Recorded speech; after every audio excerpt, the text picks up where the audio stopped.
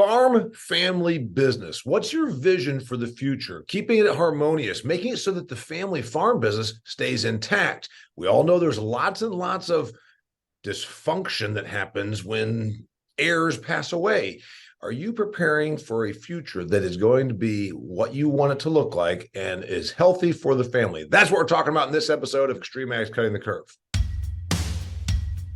Welcome to Extreme Ag's Cutting the Curve podcast, where you get a guaranteed return on investment of your time as we cut your learning curve with the information you can apply to your farming operation immediately. Extreme Ag, we've already made the mistakes, so you don't have to. Managing your farm's water resources is a critical component to a successful and sustainable farming operation. Advanced drainage systems helps farmers just like you increase their yields up to 30% with their technologically advanced water management products. Visit adspipe.com to see how they can keep your business flowing. Now, here's your host, Damian Mason. Hey there, welcome to another fantastic episode of Extreme Ag's Cutting the Curve. This is an episode that I want you to listen to, and I want you to share it with everybody you know that is in the business of agriculture. You know why? Because this is one of the weakest spots. One of our biggest weaknesses in this business is agriculture. I'm sorry, in agriculture is that we don't treat it like the business that it is. I just posed this question to my guest, Elaine Froese, who is a farm family coach. And actually, that's her website, Farm Family Coach. Elaine and I know each other. She's been on my Business of Agriculture podcast. She does a lot of good working with farm families on the transition and the setup and structure of their business so that these things can be perpetually what you want it to be. Unfortunately, too many farm family businesses don't focus on the family or don't focus on the business. And that's what we want to talk about today. Elaine, thanks for being here. Always a pleasure. So you've been doing this for a long time. I think we're going to give a quick little background so that people don't think you're just some huckster out here trying to, bring people together and sing Kumbaya. Elaine is a real live farmer. Her and her husband farm 5,000 acres, 16 miles north of the North Dakota border in Manitoba. Talk to me a little bit about that. So we've been farming. My husband's put in about 44 crops. It's a Boys Vein Select Seeds. It's a certified seed business, which my 35-year-old son now owns as a seed cleaning custom certified seed business. And we have Froese Family Farms, which is 5,000 acres of beautiful crop that we just finished harvesting last night. So all the corn is in the bin, the soybeans, the peas, the canola, the fall rye is growing now, was planted in September. And yes, so just like many of the listeners, I am a farm partner, I am a spouse, I'm a grandma, and I'm a farm family coach who wants families to understand they can find harmony through understanding, but they need to get their act together. So quick and dirty, you and I talked before we hit the record button. This is something that I think it's more pervasive in agriculture than any other business. If you owned another business, you owned 4 Burger King franchises. You probably, and you worked with your spouse and one of your kids, 2 of your kids, whatever. You would probably have a better business structure on what happens when that thing, but then the emotion comes in with the family, and then worse yet, it's the emotion of the granddad's farm and all this. And instead of addressing it, it's like absolute put your head in the sand kind of a thing in agriculture. Well, and there's a word for that. I've said many times, Damien, that procrastination and conflict avoidance is killing agriculture. And I don't want you to have sad stories. I want farm families to grab the bull by the horns, literally, and take charge of their affairs. But many people come to me and say, Elaine, we are too busy, we have too much work to do, and we're too overwhelmed, and we don't know where to start. So this podcast today is the map. And the map is you have a family system, you have a farm, and you need to have a business. And the question one of my coaches, Glenn Dodgerum, always asks, and he's a retired accountant, he said, is this a lifestyle or is this a business? And you and I are both in the court of it's a business. So treat it like a business and get your affairs in order. And again, the hard conversations, Damien, are not happening because people are afraid to open up a can of conflict. And so they just keep pushing it down the road. And eventually it's going to blow up on them rather than being something that can be navigated with good support from people who are skilled at helping people feel safe and respectful to talk about tough things. What is interesting, again, why I think it's ag people are reluctant to give credibility if you're not from their cloth, you know, Right. and I'm not being any way mean, but that's why I make sure that when I said this is Elaine Froese, who does that, she works with farm family businesses to help them to transition, to succeed, to keep, you know, harmony, etc. And you also are a farmer. And so Well, you're in fed your five 60s guys. now, Right, and you've got a exactly. 35-year-old son. So just real quickly, Right. how did you do it with your family? And then we'll talk about how with your family farm Well, business. well, first of all, we have a great culture on our farm, so we treat each other well. We have a shared value system, and we also make decisions collaboratively. We also hired a farm family coach who was part of our accounting firm to meet with our son and daughter-in-law independently of us. We also did personal style assessments, which I use in my practice, even before my son was engaged to his girlfriend to marry her, to find out how we're wired. So what are the strengths and weaknesses of everybody on the farm? And then in terms of our son getting equity, he started getting equity when he was 21, when his landlord cut the rent and said, I need you to have me $220,000 by next Friday. So we started transitioning wealth to him when he was 21 years old and fresh out of ag school. So we walked. There's a lot of people that say, "Well, that's easy for you to say. You're rich. You have an off-farm business. You have 5,000 acres. I don't have that kind of money." They'll get hung up on that. Okay, fair. You know what I'm saying? So there's going to be somebody that's listening, and I'm not being mean. No, so Like in other words, if I ever tell regardless, somebody, go ahead. regardless of what your net worth is, Damien, I don't care what your net worth is. Your net worth is, I do care that you're profitable and viable. I also care that you love what you're doing and that you're not killing yourself doing it. And I also care that you're not creating more anxiety over the uncertainty of the future for your spouse. Because look, I'm going to be 67 next Friday. And I have many 70-year-old women who I sit in front of and say, Elaine, when is it my turn to get what I need and what I want? I've given my best 50 years to this business. And again, if it's not profitable, Damien, that's a whole other different discussion. Yeah. Because you do not want to pass debt servicing on to the next generation if there isn't viability and profitability in that business. And that's where you need to know your numbers. And on our son's case, we needed to know first if he was committed and passionate to farming, which we determined by the time he was 25, because we gave a deadline to that. So in this conversation about how do we get people to the business table, we focus and execute. And the other sense of overwhelm is there's way too many plans. There's a plan for when you die, which is your estate plan. There's a business plan for making you profitable now. There's a communication plan for you to make decisions collaboratively between the generations so that everybody has a voice.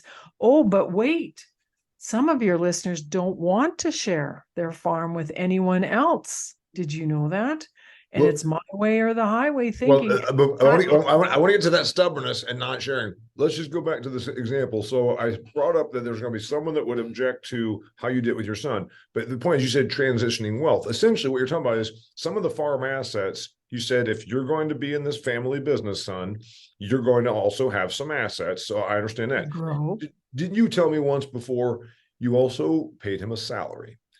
We hear the story about Junior came back, and it could be boy or girl. You know, Junior came back and, you know, worked on the farm for 20 years and then, you know, never really made anything. And he always, or she always thought that when mom and dad die, he's going to get some kind of a good deal. And that's the whole sweat equity / now we call it delayed compensation conversation. And there's ways to compensate for that, but it has to be done through written business agreements. So if there was a promise made that I will cut your salary by 20 grand a year, and 10 years goes by, then you owe your son or daughter $200,000 of equity that you have not yet compensated them for. Yeah. And the problem is, Damien, is too many young, well-educated farm men and women come back to their farm on a promise rather than a contract or a written agreement. And the other problem is shifting roles. So my husband is not leaving farming, but as Dick Whitman, who's a wonderful consultant in Idaho, says, are you stepping back without stepping away? Yes. And so where is your income going to come from for you listening who are an aging farmer? If all of your wealth is tied up in the business and you have no personal financial liquidity on the personal side, then the farm has to cash flow you for the next 20 to 30 years. And you see, now we're talking business. And I was just in Can West in Banff, Alberta this weekend with wonderful veterinarians, full large animal vets. And one of the breakthrough moments for them was looking at the value of their vet practices on one side of the flip chart, and then on the other side, their personal wealth. And my challenge to them was, how much are you going to draw from the business? So farmers listening to this, do you expect the farm to pay you $40K a year for the next 20 years? Great. Where's the other $40K going to come from? And it's not coming from your pension, because that's not that great. Oh, wait, why did you ask where's the, you're saying that you need more than 40K to live? Well, I'm saying that most listeners, and we talk about your farmers here that are not high net worth farmers, to buy groceries and to live well in the US of America right now, according to Farm Credit, you need between $75,000 to $84,000 to live. Yeah. So let's just talk about basic groceries, right. putting, all the family living stuff. And that's why the next gen is so upset, because they are not even making family living payments, Right. and then don't even have any disposable income to service debt. Mm-hmm. And that's the business outcome you and I want. We want to know the cash flow, the projections, and the fair exchange of value for each generation on your farm and in the business. So one thing that I say, and it does get people mad, I say, okay, again, we all have these things that, so we avoid that which we don't like to do, right? If you hate doing push-ups, you'll push it away. You'll do push-ups. Mm-hmm. But the thing is, Mike, if you're a farmer and you had a field that was full of weeds, you'd take care of it. If you had, because you can see the results, Damien. Yes, and if you look out the window and you see a bunch of hungry cattle, it's in our nature to go and take good care of those cattle. Why don't you take care of this side of it? Because again, they avoid it because it's not what they want to do, and it's actually irresponsible. It's as irresponsible as not spraying the weeds or feeding the cattle. It's taking care, right? Taking care of your family involves being clear about everybody's expectations. And how do you get people together if you can't do it yourself? Is you get an objective third party who's a trained facilitator to draw people into the conversation and to promise professionally that it will be kept safe and respectful, because people are afraid of bombs, right? They're afraid of putting gas on a fire. We all know what happens in the garbage bin that we used to have, those old barrels that used to burn your garbage in, right? You put gas on the fire and kaboom, things explode. Right. So for farm families, they need clarity of expectations, certainty of agreements and timelines. And those agreements, Damien, as you say, need to be signed contracts or understanding. And so you asked about our farm.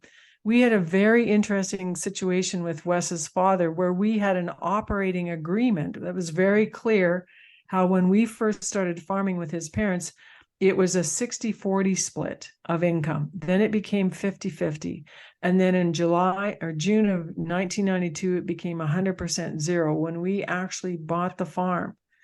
But newsflash, it's 2023 now, 40 years later, you can't buy a farm for $15 million fresh out of college. But what can you buy? You can do this gradually. It's not all or nothing. And I think that's the other thing. Older farmers listening to this are afraid, but they don't want to tell anybody what they're afraid of. Mm-hmm. So they're afraid of dying, and then also they want to still be in charge. I mean, there's all that thing.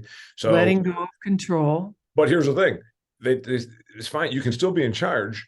And in fact, bring in the next generation. And you said contractually, okay, we're going to pay you, but you know what? We're not going to pay you what maybe you could go and make, in Indianapolis, whatever. In a different business. Yeah, in a business. But you're going to then also start gaining a percentage of these assets, or each year you also get that deferred compensation is, or you can get a certain degree of shares from the corporation, right? I had a lovely his name was he was a Quebecois accountant, Mario Dumas. He's deceased, unfortunately, but he had a wonderful way of putting things in a range. So he said, when your son or daughter is 18, give them this percentage of shares. 5 years later, give them another percentage, and keep the percentage increasing over time as their experience and skill in business increases. So it wasn't unclear, Damien. It was very clear, and it was very invigorating, because any woman or man who comes back to work in a family business, if they have skin in the game and actual equity, they're going to care. Yeah.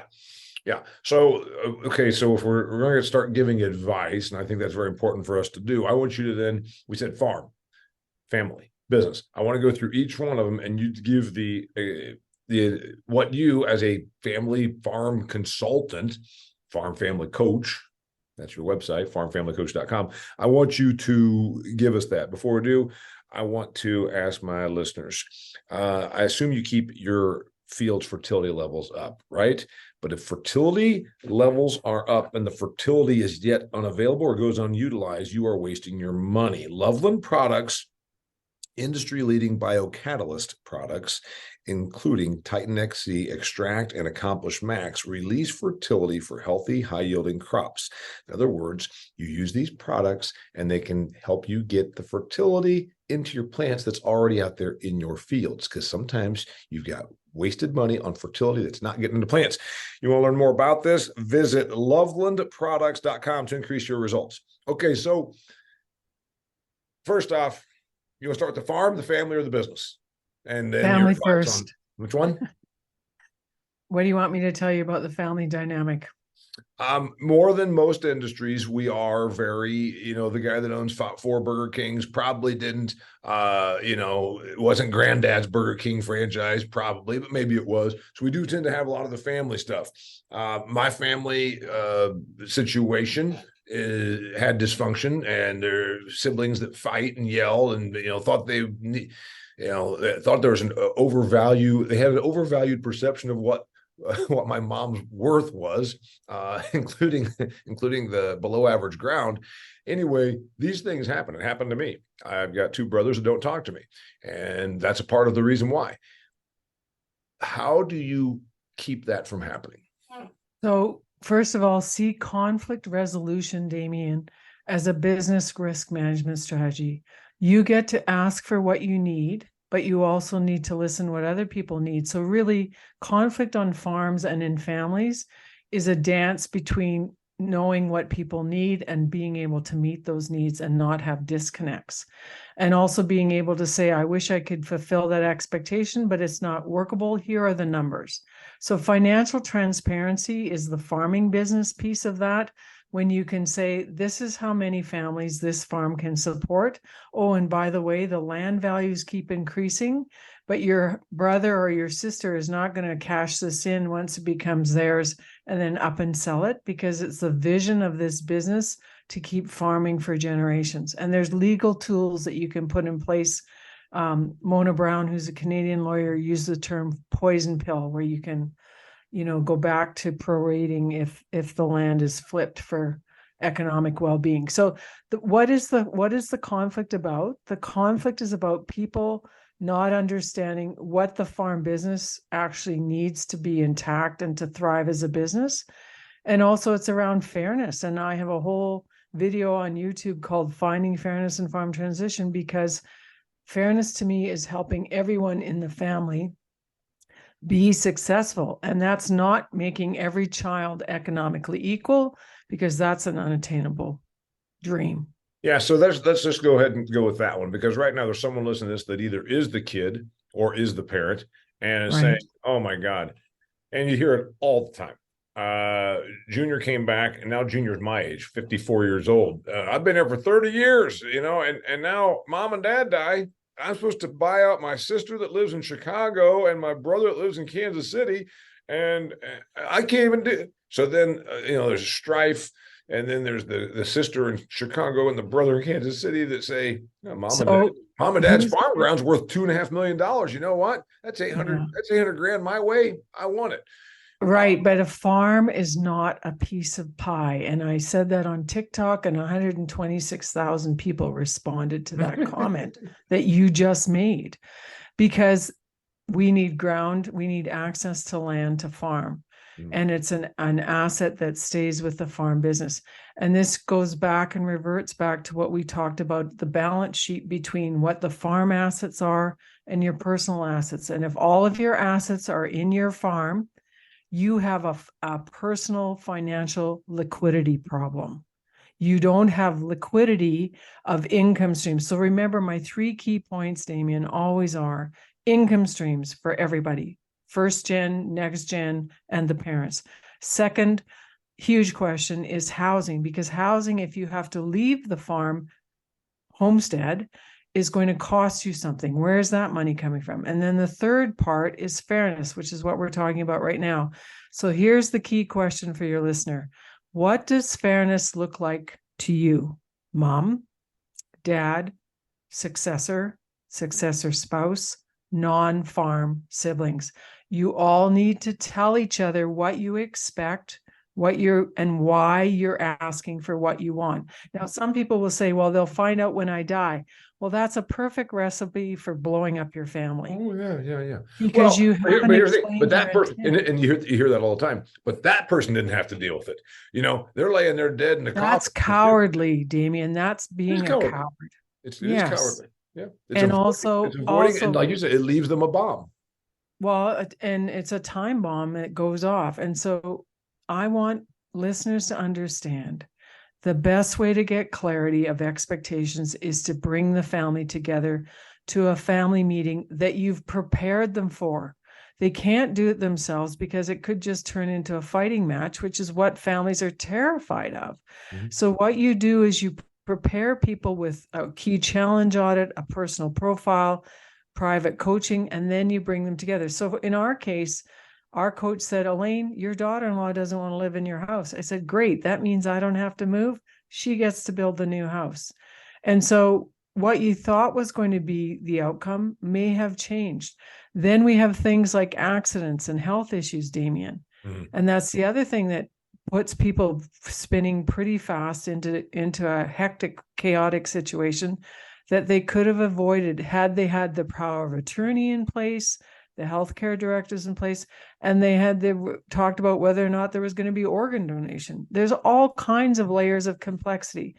Agriculture is complex, but it doesn't have to be hard if you have a facilitator and a process to help you use your team of advisors. And in our case, our accountant was a fabulous facilitator with Wes's parents, and we got our succession plan done in 6 months because my father-in-law's brain was shrinking, and we had to beat time of his cognitive wellness. And I would hope that most people don't have to do that. Yeah. So we got a lot of different advice going here. But first off is you need an accountant. Secondly, you need an attorney. Thirdly, those are useless if you don't actually use their professional services to achieve the outcome that you want. And this really comes down to outcome. That thing about, well, they'll find out when I die, or I'll just let them fight about, like you said, that is cowardly. It is absolutely, it is like, well, I'm going to do this and leave an absolute ticking time bomb, and knowing that then my children will end up fighting because I didn't address this. My mom did that exact thing, by the way. Cowardly. So here's the other part. You talked about income streams. The person that's the heir, the older one, the parent, founders, the founder, whatever it is, or probably not founders, probably second, third generation, whatever. They need to then talk about, if they're afraid of losing control, they can structure this any way they want. That's the thing. It's not like you're not in charge. You want income, as you said. So if you're saying, I'm passing off the farm, I'm going to set it up so that Junior gets a certain percentage each year because they're doing work here, and also the income. But then the prior generation needs income.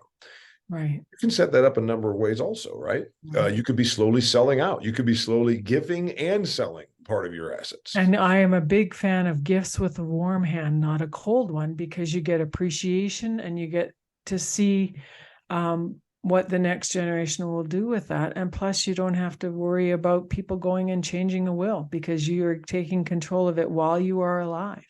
Yeah, so you're saying like ceding 1% of the farmland or 1% of the farm business, whatever it is, they're ceding a certain percentage of each year to the next generation, because then you're doing it so that they, like you said, they're Well, and in Canada, we have a lot of accountants are big fans of estate freezes where the parents get preferred shares and the next gen gets gross shares.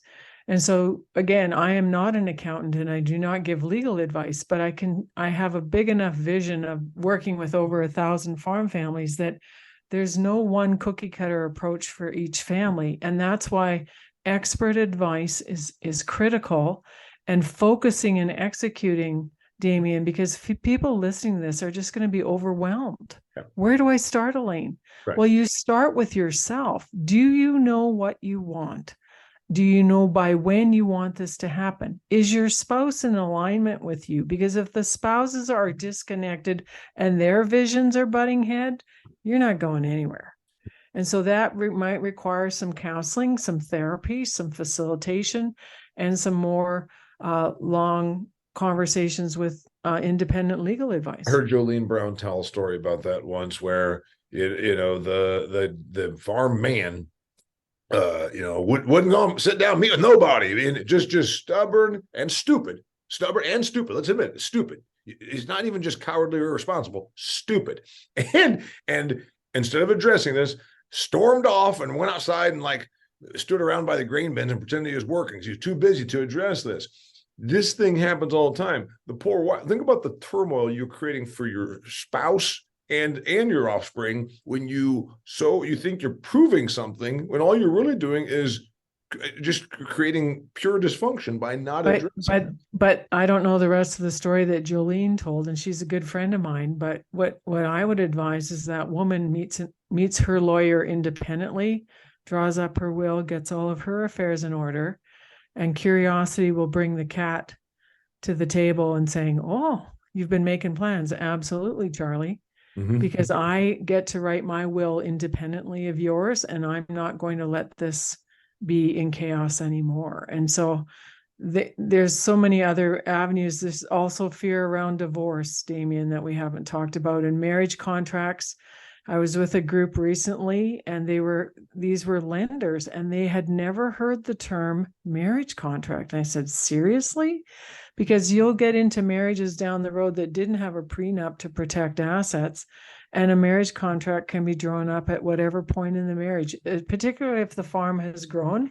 And we all know what the value of land in Iowa has done, or Minnesota or Indiana. So, right. We need to pay attention that this is a journey.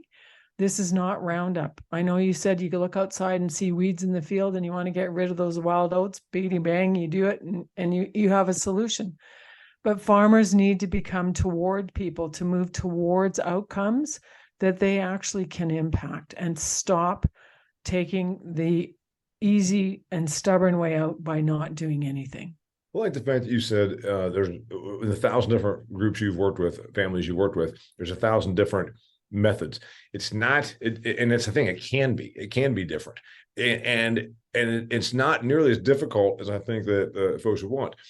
Your situation, going back to your situation, you began transitioning some assets to your kid, and then he does get a salary, but then also you obviously are in your 60s, and your husband, you need income still. So right now, where are things?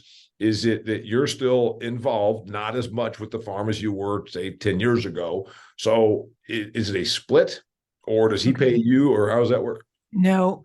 In our case, it was the transfer of equity, Damien. So my husband was the president of Boys Vein Select Seeds, and he is paid out 6 figures every year for the next 20 years because my son has bought, and his wife have bought, that particular seed business corporation from Wes. And in my case, for family living, my work as a professional speaker, writer, and farm coach for over 3 decades has been the family living line for our farm. Right.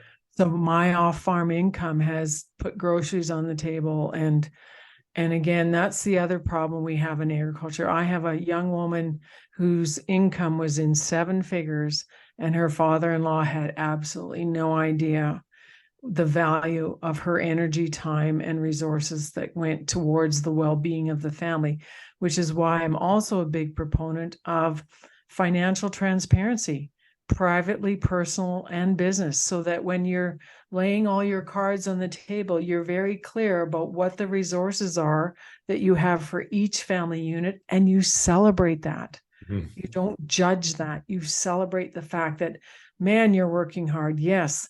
But we have a lot of women in agriculture who are on Facebook who are ranting with anger and frustration because their needs are not being met, and vice versa for the men as well. Burnout. I talked to a young farm woman yesterday whose husband has his best friend in the mental health psych ward right now, which is a really good thing because he's getting treated for burnout.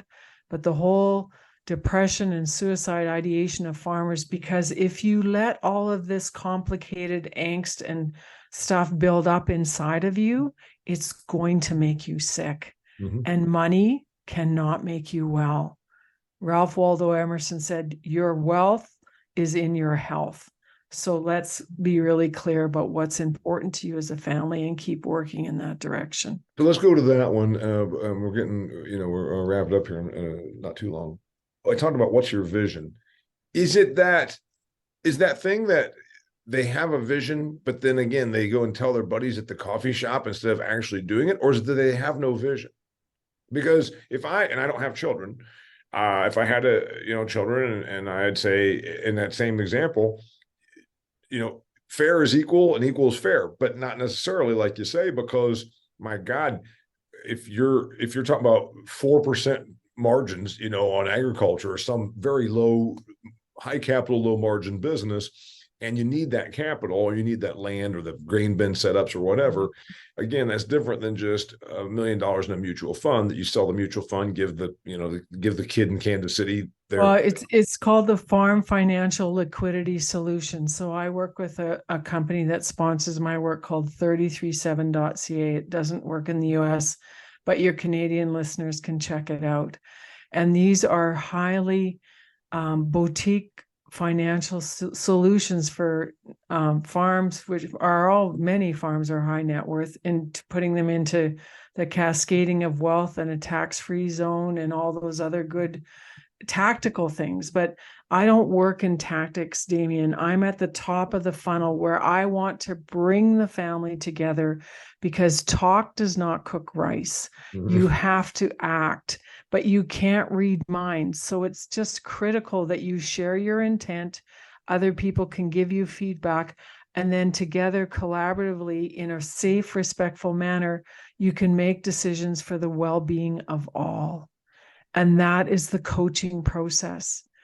And I'm also finding that some people go to therapy first to get rid of some of the emotional baggage they're bringing to the table, so that when I show up as the coach, they are ready to express and ask for what they need and to explain why. Is that where it starts with you? You sit down with them and say, all right, let's talk about what you want. And that then creates the vision, because maybe right. But have you asked a farmer lately what he wants or she wants? And what she wants is respect and a voice at the table and the ability to be the next successor on the farm, even though she's female. I was with Grain Farmers of Ontario with their women's leadership last year, and these women are smart. They're agronomists. They're managing multi-million-dollar accounts at work, and yet they can't get traction in their own families. Yeah. So again, it's that conflict resolution piece. Being clear is kind, and finding a solution that works for everybody at the table by creating solutions, expressing emotions, reaching out, adapting, and understanding that someone's perspective may be different than yours. Different is not wrong. It's just different. So you sit down with them and you start asking what they want, and then and it probably is a discovery, and then probably there's some surprises, and then you can help them paint the vision. And then do they do they take do you say, now let's get an accountant? Well, we don't really have an accountant. Or do you say, like, do you say, well, I'm a member of the Canadian Association of Farm Advisors and have been since it was chartered way back in the late 90s. And I am encouraging farm families to use really good accountants, lawyers, coaches, but more than that, financial planners, because that's the income stream piece. So you build your team of advisors, and if you don't like who you're being served by, then you get a new one. Yeah. Because I'm also helping my farm clients find new accountants and new lawyers. Lawyers retire eventually. Right. Accountants do as well. So Yeah. you need to have good advice, and you need to have good chemistry with the people who are helping you navigate all of these interesting complexities in agriculture. How many farm family farm business structures end up having a volatile, I'd say it's the majority have a volatile or dysfunctional or blow up. I'd say the majority do. And it absolutely should be preventable. Am I right about that? I don't know the stats on time bomb fathers, but there is a book by Dr. Stephen Poulter called The Father Factor, which an accounting friend of mine says is his most favorite book next to the Bible, Damien. So it's pretty important to him. 5 kinds of father, and one of them is compassionate mentor. Compassionate mentors only make up 20% of what he considers the fatherhood model. There's time bomb fathers and passive aggressive fathers, and I don't remember the other 2, but there's 5 different styles. But in my work, when I ask people at the end of a coaching call, what's the most valuable thing? They say, Elaine, it feels so good to talk. It feels so good to have someone understand what I'm thinking, feeling, needing, and wanting. And it feels so good to know what is our best next step. So it's a journey, Damien. And for families who are going through hard times, do they want to be reconciled? Lance Woodbury put out 2 articles in the work that he's done. One of them is called The Rules of Estrangement, which is a book, and another one is called The Fault Lines. So do you choose to make quick repair in your family and create a better culture? Yeah. In my family, yes. Yeah. We believe aligned, we behave well with each other. We have 5 guys that I fed last night out in the cornfield, and we also make decisions collaboratively. And in that kind of environment, you're going to thrive and have a really rock and roll farm. But if you keep procrastinating and say, well, this will just fix itself, it's not going to. By the way, you have another sibling, right? Or another child besides the son. Yes, I have a daughter who has a disability, and we have a trust and a financial planner set up for her and a trustee, and she knows what our will says, and she will be having an income stream that protects her ongoing once we pass. Yes. Yeah. So my children will never, ever be financially equal. And that doesn't mean that it's not fair. They are both happy and successful in their own right, but their lives are extremely different. So, in the old thing about the cobbler's kids have no shoes, you're not the coach that also didn't handle it yourself. You did handle it on your own home front, and it's your belief that you've got the right vision and that it will be harmonious when you are dead and gone. Well, and it's harmonious now, which is even better. Why put things off till tomorrow, right? Yeah, well, that's exactly that was the whole subject. That was the whole theme of this topic, was why put things off till tomorrow. You know what's interesting is you talk about the mental health issue in agriculture is huge. There's a lot of, it seems to me this is one of the factors. Just take care of, take care of, it's like popping the blister. It's like, wouldn't it, instead of this angst, and it's the pain of not knowing, Damien. I call it the pain of not knowing. And in Proverbs, it says the heart, hope deferred makes the heart sick. And that's what young farmers are up again.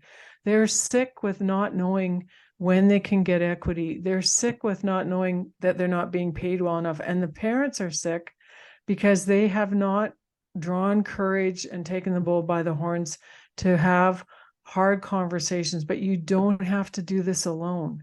There are people to help you have those courageous conversations to get what everyone in the family needs and desires.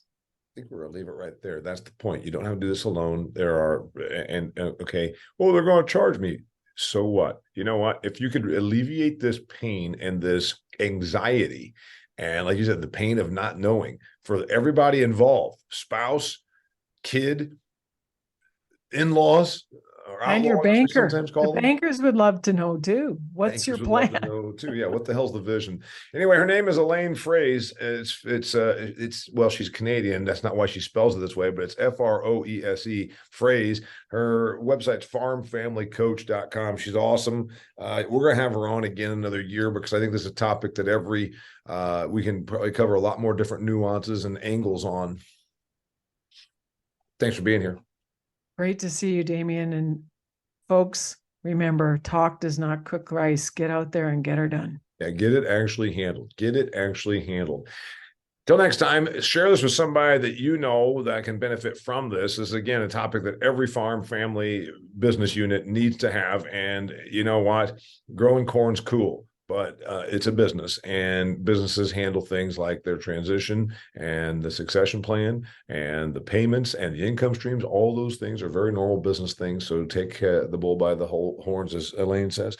Share this with somebody who can benefit from it. Remember, also, there's hundreds and hundreds of these videos. I've produced hundreds of these Cutting the Curve podcasts, and also videos in the field with the guys that you can use, all free, extremeag.farm. Till next time, thanks for being here. I'm Damien Mason. That's a wrap for this episode of Cutting the Curve, but there's plenty more. Check out extremeag.farm, where you can find past episodes, instructional videos, and articles to help you squeeze more profit out of your farm. Cutting the Curve is brought to you by Advanced Drainage Systems, the leader in agriculture water management solutions.